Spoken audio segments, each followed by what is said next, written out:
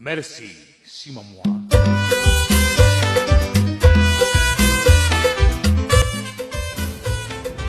Hi, my name is Naidili Naomi, and today I'm going to explain to you about this magical place called Cartagena de Indias.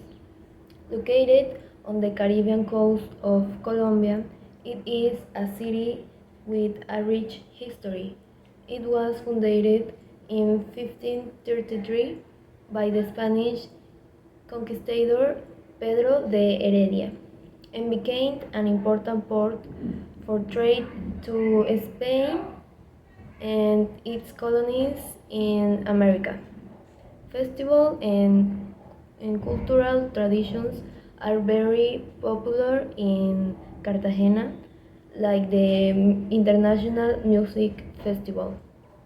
Some touristic places are Wallet City, Castle of San Felipe de Barajas, Rosario Island, Popa Convent, and one of the most important things is gastronomy.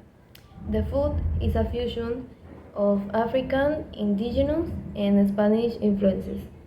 Some typical dishes include arroz con coco, it's rice cooked with coconut milk, egg arepas, and ceviche.